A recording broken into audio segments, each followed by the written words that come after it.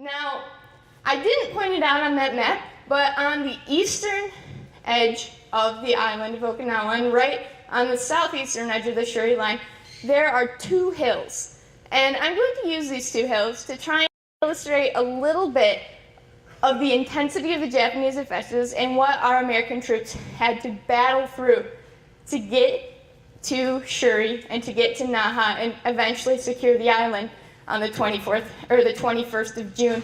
Now, Sugarloaf Hill is located again on the eastern edge of the Shuri Line, and it is a very unopposing hill, you would think. It's about 50 feet high and 300 yards long, so we'll call this more of a mound on the top of the ground.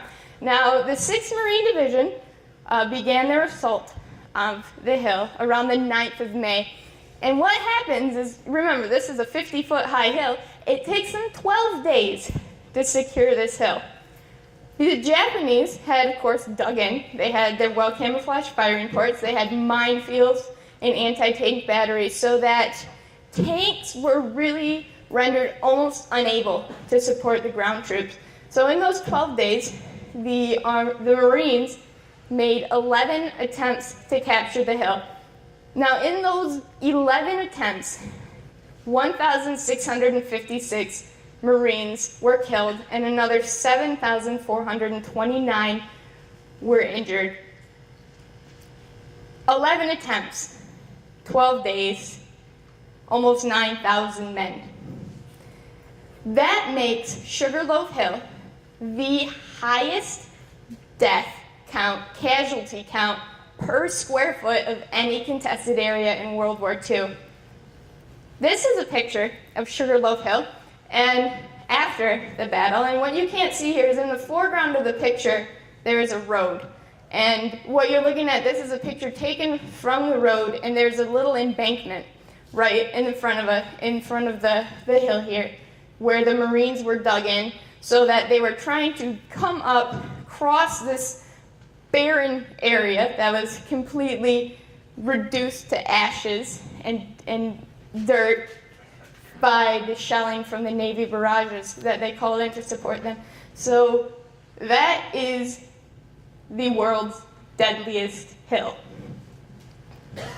Now, the other hill I would like to discuss with you is Half Moon Hill. Now, we saw in the Sugarloaf Hill what happens with the intensity of the Japanese defenders, but it wasn't just the Japanese that our troops were fighting. Now, the Half Moon Hill was the job of the 1st Marine Division, and I was fortunate enough to read a wonderful book that was the personal account of one of the soldiers who was forced to live and survive on the slopes of Half Moon Hill. His name was Private First Class Eugene Sledge of the 5th Regiment, 1st Marine Division.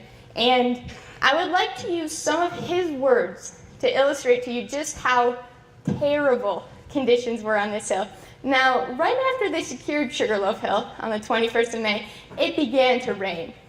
And the last couple days, we've seen a little bit of rain here, but this wasn't a drizzle with an hour or two off. It was basically 10 days of straight downpour. And this is what Mr. Sledge had to say about this downpour. He said, "The almost continuous downpour that started on the 21st of May turned Wana Draw, which was on the upper area between the upper edge of Shuri Line and the Half Moon Hill. It turned Wana Draw into a sea of mud and water that resembled a lake. Tanks bogged down, and even Amtraks could not negotiate the morass. Living conditions on the front line were pitiful. Supply and evacuation problems were severe. Food, water, and ammunition were scarce. Foxholes had to be bailed out constantly. The men's clothing, shoes, feet, and bodies remained constantly wet. Sleep was nearly impossible. The mental and physical strain took a mounting toll on the Marines. Making an almost impossible situation worse were the deteriorating bodies of Marines and Japanese that lay just outside the foxholes where they had fallen during the 5 days of ferocious fighting that preceded Company K's arrival on Half Moon.